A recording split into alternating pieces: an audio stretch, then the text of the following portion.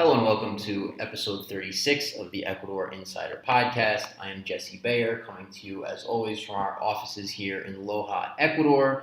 I have a couple of guests on the line tonight who we'll get to momentarily, but very quickly, we are Abundant Living Ecuador, a real estate and relocation services firm based out of Loja in southern Ecuador. You can find us on our website at A as in Apple, B as in Boy, Ecuador.com, and of course, get in touch with us that way. So again, really interesting show, I think, tonight. I have on the line Nicholas Estrella and Juan Giraldo. Sorry, there's an L there, correct? Giraldo? um, Giraldo, you have to forgive my lousy gringo accent. But I'm psyched to have these guys on the line. These are 20-something entrepreneurs, Ecuadorian entrepreneurs, originally from Quito. They're now currently in Boston, Massachusetts, in the U.S., and they're launching a company. Caught my attention actually on Facebook.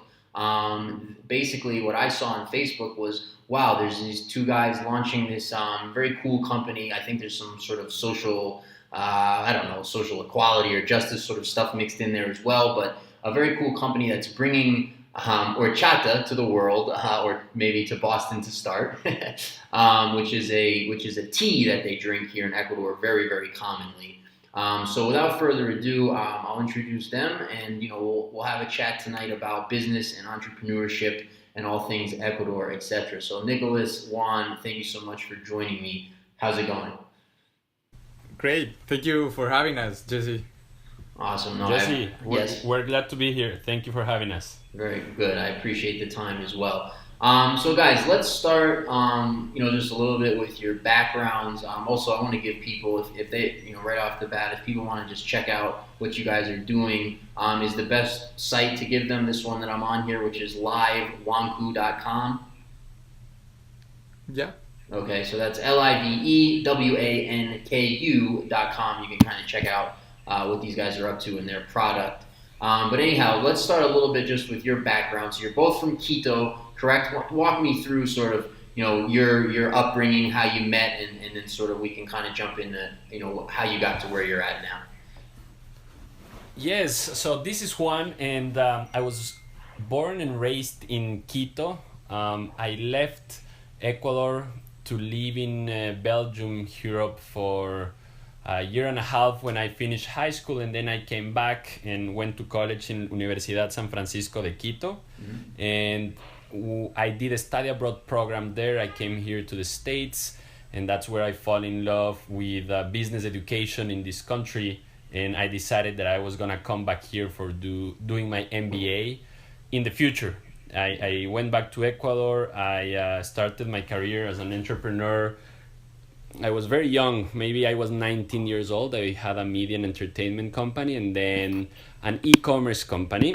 And after that, I was the CEO of an IT consulting company before I came to the MBA. Right now, I'm an MBA student at Babson College, number one school for entrepreneurship. So we're living it. Very good, very good. And Nicholas, how about you? Yeah, well, as for me, I graduated from business administration in Universidad San Francisco de Quito. So I met Juan because he's the older brother of one of my best friends of high school. So we already met like a while ago. But as I knew Juan had this experience as being an entrepreneur, I started having some of my own ideas of entrepreneurship, and I first approached him to, at first, just meet with him, just have some advice on the things I was doing. So then we started to become friends. And when Juan was general manager of one of the companies he worked in, he hired me to work in that company at first. And then we became close friends and we started another company before it was, this was like 2 years ago. This company was an IT education services company. We were already selling in more than 10 countries in Latin America before. So that was one of my first experiences as an entrepreneur. I had a previous startup of my own. It was like a little startup, but I started to learn a lot about it and get passionate about entrepreneurship. And right now, we just became more friends and launched Wanku together. And right now, I'm here at Boston with Juan because we are here because an accelerator program of Babson College. So I'm here for the summer, and we're launching the company together right now. Very cool. And so you've both been in the States a relatively short period of time, correct? Yes, me, I've been here for 1 year already. Okay. Yeah, And and for me, I've been here for just for the summer. a couple of months. Okay, and so you're both have a background in entrepreneurship. You've been successful entrepreneurs. What was the driving force to launch Wanku? What was behind that? Yeah, I think it was a lot of things together. So we are passionate about entrepreneurship and business. I think one important part. The second part was we wanted to start a business that would allow us to have a world-class product. So we wanted to build a company that could scale globally since the very beginning. And that's why we started exploring agro industry. We understood that Ecuador has amazing natural products, and in addition to that, we have amazing traditions that comes from indigenous communities, from our roots. And the fact that Nico was going to stay in Ecuador and I was coming to the States would allow us to have the team in both of the parts where we needed to have operations. So I think this part, plus the fact of like putting the name of Ecuador up there in the business world, was really inspiring us at the very beginning. Very cool. I love that. So that's the ultimate plan, is that you, Juan, will sort of run things on the state side and Nicholas will handle the production and the exporting side in Ecuador? Yeah, I handle all the marketing operations and digital marketing operations. So usually I'm going to be traveling back and forth from Ecuador to the States. But basically, yes, I'm going to handle the Ecuador operations and Juan's going to handle the US operations. Okay, and what specifically is, for those who have no idea what horchata is, what specifically is Wanku? What product are you starting with? And just tell me a little bit about the product itself.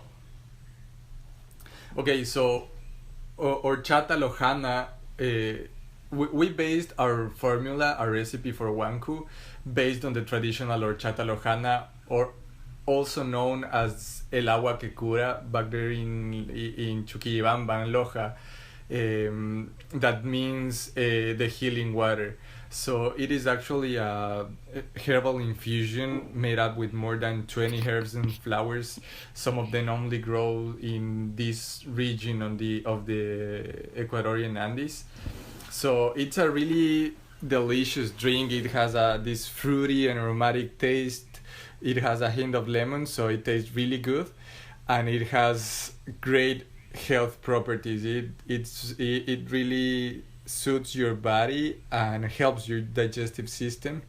A lot of the plants that are in the infusion have anti-inflammatory properties, digestive properties, so it makes a really delicious beverage, and that's good for your body. So that's what Wanku is. I think in addition to that, Jesse, it's worth to add that this is an ancestral tradition from our country, right? So it's been drunk for centuries, and this is like the opportunity to share this amazing tradition with the world.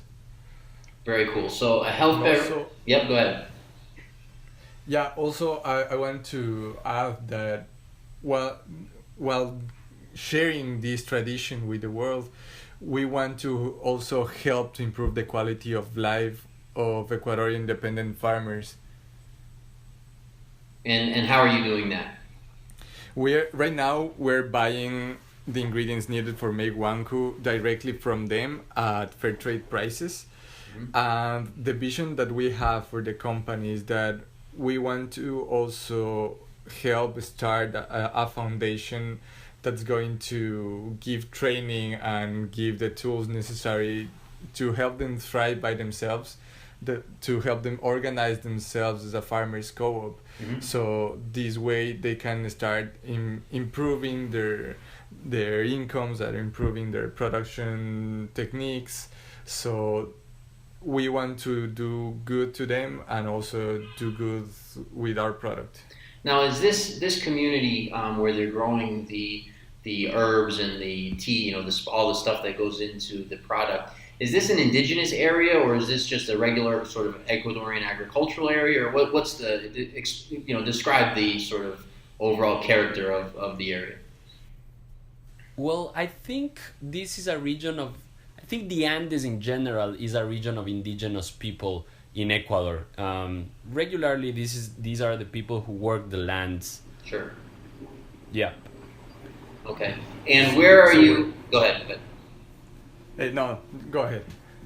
You sure? I'm happy to. If you got something to say, go right ahead. If not, I'll ask you about production. No. Yeah. Go ahead. Okay. So you're getting you're sourcing the raw materials from the Andes in Ecuador, in southern Ecuador, not too far from where I am. And then you're processing them and turning this into a drink also in Ecuador, or how does that work? Yeah, so this is actually a very interesting part of our business, is building an international supply chain from scratch, right?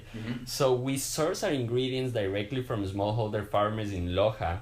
Then we dehydrate the herbs, we dry them, and then we package them in Ecuador as well. And then we ship the raw ingredients to the States. And it's here, we produce our final product here with a co-packer, and then we distribute it to our customers. Very cool. And I know you guys are just sort of in the very early stages of this. You've got a crowdfunding page. You're still raising money, but you also are looking to launch, at least locally, next month. So where are you at as far as where are you at in the process as far as actually producing product and selling? Yeah, so actually we have our first manufacturing run lined up for next week. Jesse, we're excited. We did our first import of herbs a couple of weeks ago, and we have already a few retail stores lined up. They are super excited to carry our product, and we can't wait to start. Excellent. And I can just, I'll just attest to this. Obviously, I've never tried, your product. I'll have to grab a bottle next time I'm in the States in August. But, horchata is extremely common and popular here in Ecuador. And, you were mentioning before that it's kind of a health drink that tastes good. I didn't know it had so many health principles in it. I do know that it tastes good. So it's not one of it's not one of those health drinks that taste good that really doesn't taste good. It's actually a very nice flavor, a nice tea. Obviously, there's a million different variations of it depending on which herbs you're putting in and so forth. I actually usually buy it at the Sunday market and we cook it at home. Make the tea at home, so I can definitely attest to this will actually be a good tasting beverage. Yeah, that's great. Yeah, we too also grow up drinking this beverage, and yeah, it's really awesome. I think that's why it's so special for us, because as you may know, in Ecuador is very common for when you have a stomachache, you drink chamomile water or oregano water, and like when you go to the local markets, they have all these herbs brew that you drink with your lunch or during the morning. And a few people think that this is one of the reasons why people in Loja live longer than in other parts of the country. Interesting. So let's talk a little bit about some of the logistics, some of the business stuff. What I'm very curious. I mean, so you guys know, my background is also in entrepreneurship, although more so really from the investing side. I was a real estate investor prior to being in Ecuador and launching a real estate company. But I certainly was in the business world, so I was able to see, from my perspective, the differences sort of between the U.S. culture of business, Ecuadorian culture of business. I don't remember which one of you mentioned earlier in the show that you really loved sort of U.S. business culture, but I'm curious to hear from you guys what kind of obstacles you've come across, and also just what sort of are some of the differences you've noticed between saying launching a company here versus there. Yeah, so that's a very good question. So there's a few differences actually. I would say that American business people are way more straight shooters than Ecuadorian people. Here we have a more in the States we have a more aggressive way of doing business. It's a huge market, so generally speaking, we talk about big numbers, and that at the very beginning we were not used to that. Even though I am in business school, and of course we have great ambitions, we want to share this tradition with the entire world, right? So we dream big. At the beginning, we were like, oh, this is amazing to get in contact with these people that are thinking about distribution in thousands of stores, and we were thinking about hundreds at the beginning. So I think that was one part. I don't think there is a problem. I mean, there is not a disadvantage. I would say that being able to access the Babson network has been great. I think that was one of the key challenges at the very beginning, is that we had to start our own network from scratch, right? So we didn't know anybody at the very beginning, but then being in a business school, being in a place like Babson has been amazing to start these connections. And then we have a fantastic product. We are very passionate about what we're doing. So the doors have been opening, and that's great. I think one of the advantages that we have is that we are very capital efficient coming from a smaller economy. So we are very creative and resourceful in terms of how can we start a business with small quantities of money. And that has been our strength and differentiator at the times of doing business in the States. Interesting. What about things like government, getting permissions, getting permits? How compare and contrast for me? A lot of our listeners are people looking at Ecuador, thinking about Ecuador. Some of them would be interested in opening businesses here. A lot of them are in the States and Canada, mostly probably in the States. Compare and contrast for me as far as launching a business here versus launching a business where you are now, getting permissions, getting permits, etc. Honestly, I think the US is a more friendly business environment. You can even start your own company online in a couple of days. There's, of course, more access to capital. Filing a trademark, you can do it by yourself as well. I think that the main difference would be having access to the right people that can guide you to do stuff. So again, being in a business school, that was kind of easier for us, I guess, because all of our professors and colleagues were there to open door for us. I would say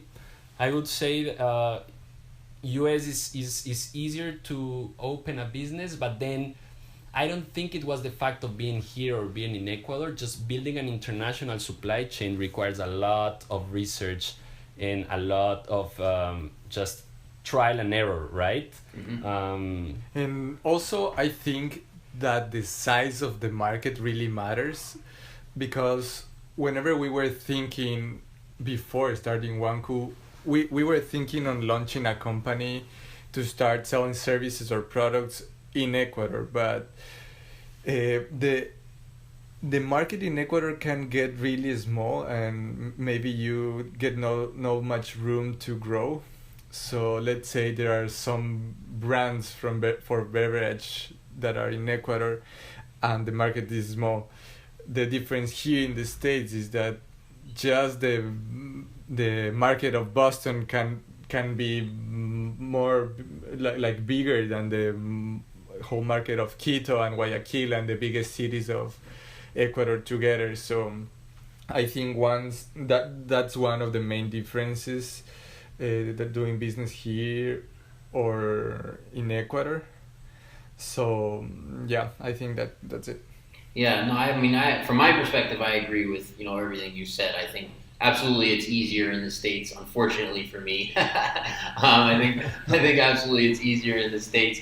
And yeah, it's amazing to me. I mean, I've only been here 4 years. It's amazing to me in Ecuador just how close knit the country is. I mean, it's so small in the sense that there's familial connections everywhere.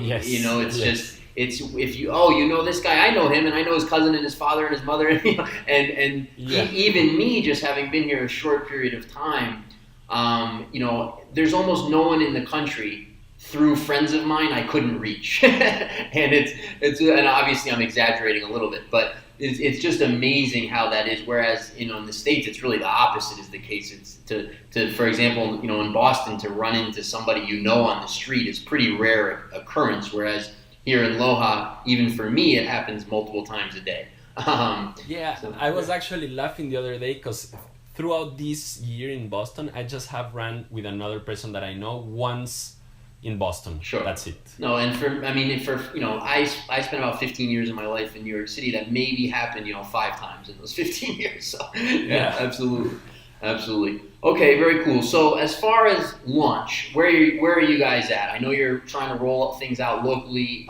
next month in Boston. Where are you at as far as the actual launch?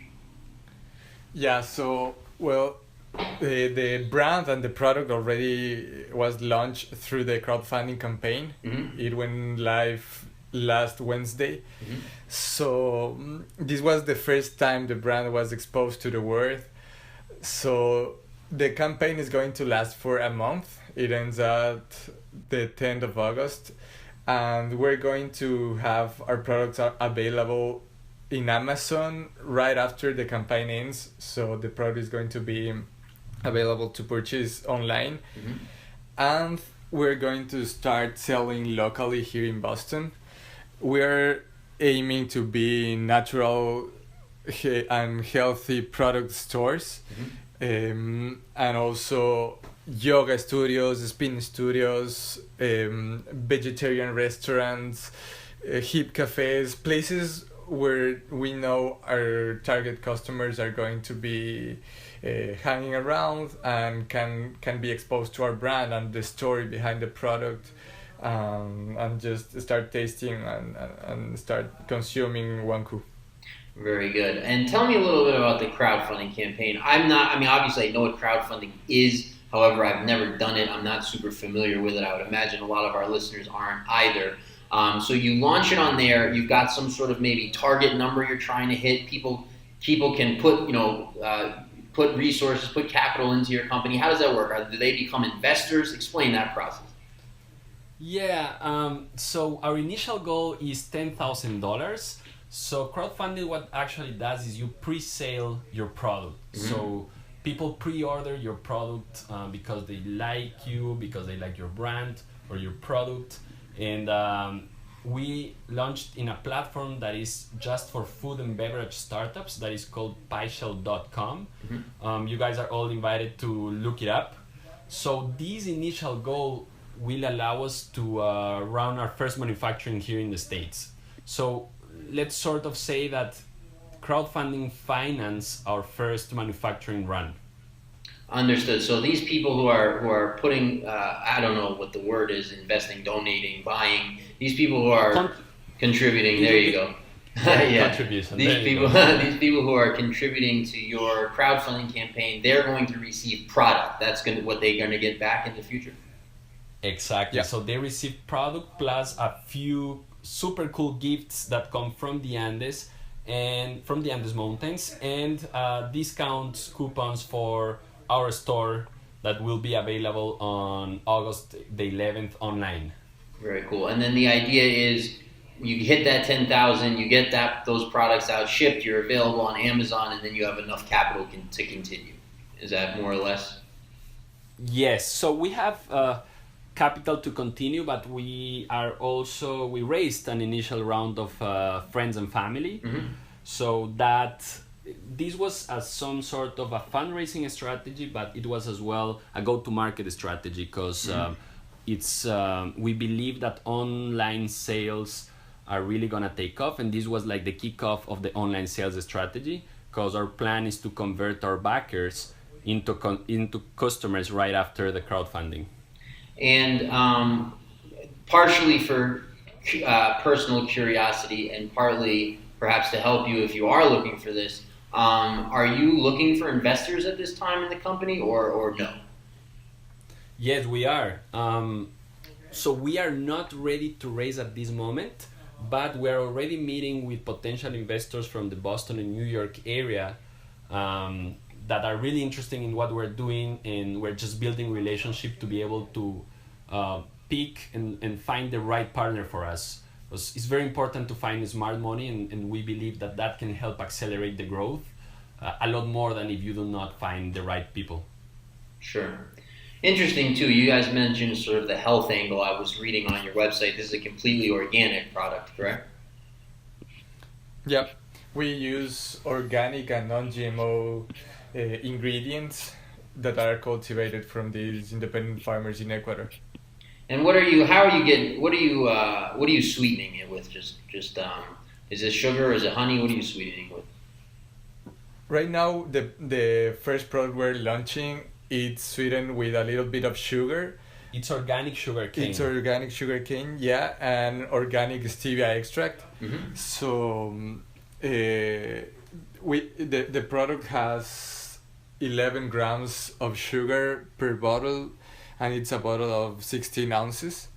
So it doesn't have too much sugar. Probably. Oh, sorry. Go ahead. Yeah, but then we're starting to work on a second product that's going to be an unsweetened version of it. So it's going to have no sugar at all.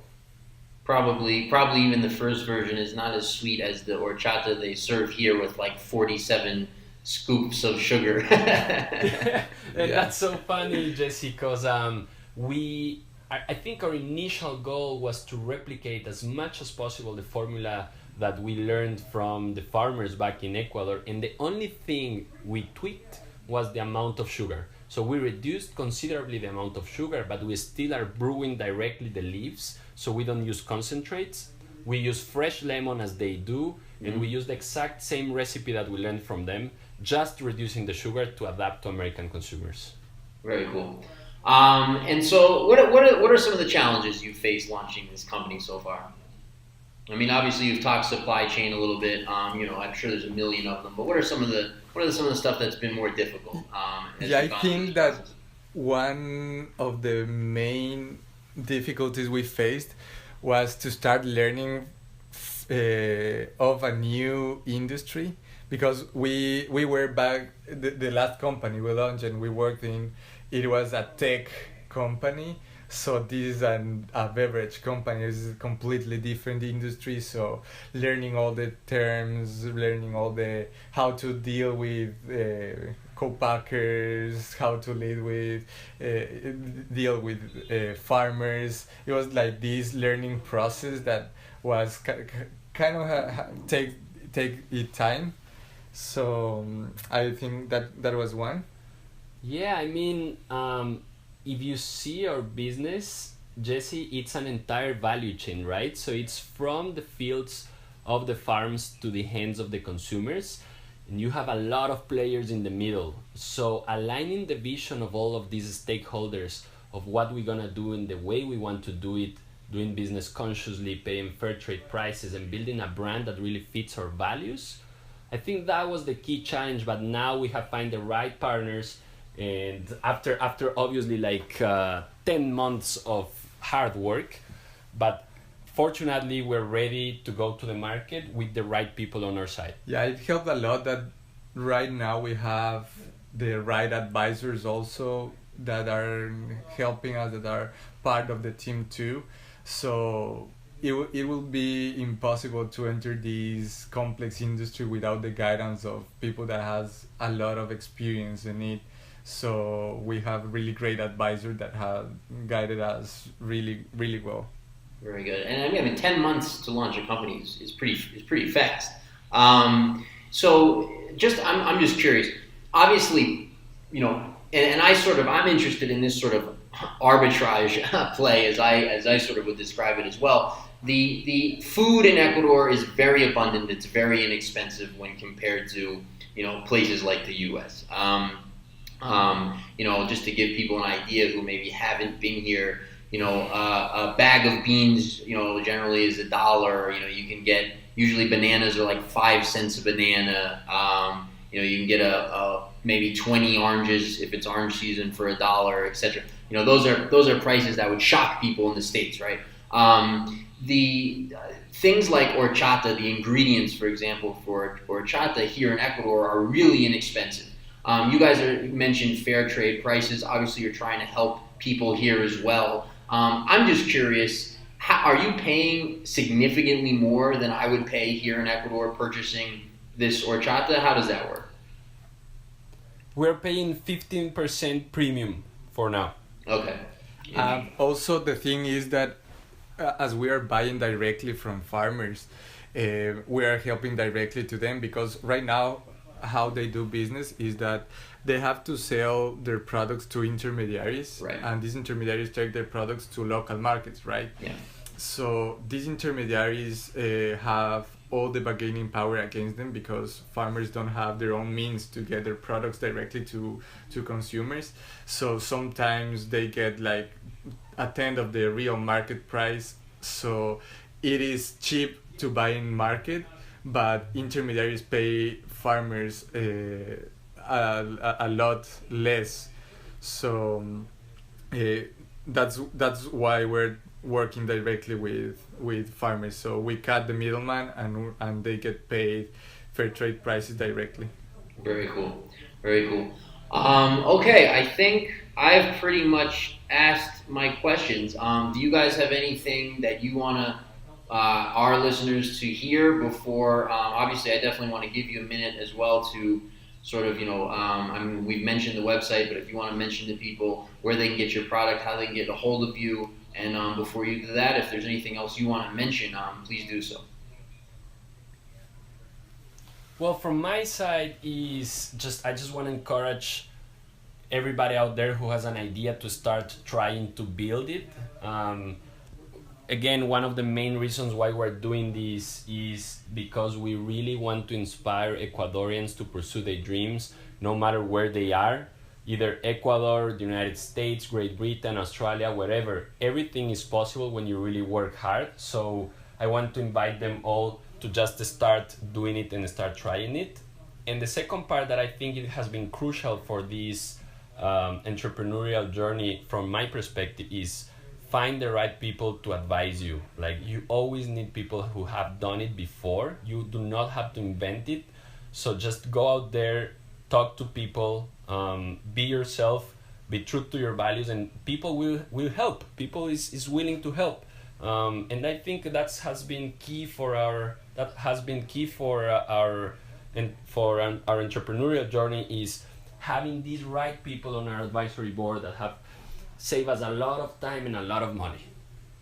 And also, I would add to that, just invite everyone that's listening this podcast to see our crowdfunding campaign. You can see there the video that explains all the story behind why we started Wanku, how we met these farmers back there in Chuquibamba in Loja. And if you would like to contribute, it would be amazing to help this dream become bigger and be part of the Wanku community. For us, I don't think we shared this before, but the word Wanku is a Quechua word. Quechua is the most spoken indigenous language of the Andes. So it's a Quechua word that means together. It can be translated with together. So for us, this sense of community and togetherness is really important. Horchata or Wanku, the beverage, you need to blend together more than 20 medicinal herbs and aromatic flowers. And also the fact that we are working closely together with farmers to help them improve their quality of lives. So this together thing, this building this community is really an important part of our brand and as for who we are. So it will be amazing to have a lot of the listeners to join this amazing community we're building. So once again, it's www.pieshell.com, and then you will find us there. Very good. Well, very well said. I couldn't agree more as far as your business advice. I give much of the same pretty often. I think, just from my little point perspective in the world, it's a very cool product. I think you guys are going to be very successful. I like the marketing. I like the label. I like the shape of the bottle. I like the story. I personally like horchata. I think it's something totally new to the market, obviously, in a place like the States, which always gives you a leg up as well. And I definitely think, you obviously have the business background. I think you guys are definitely going to have a successful launch a successful business here. You'll have to contact me if you get into your next round of fundraising. I may be interested. But more than anything, I just want to thank you guys for the time, for joining the show, and I wish you all the luck with the launch of your company.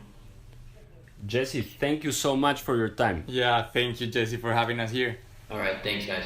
Once again, I'm Jesse Bayer of Abundant Living Ecuador. You can find us at our website, A as in Apple, B as in Boy, Ecuador.com. Hope you guys have a great day or night wherever you're at. Talk to you soon.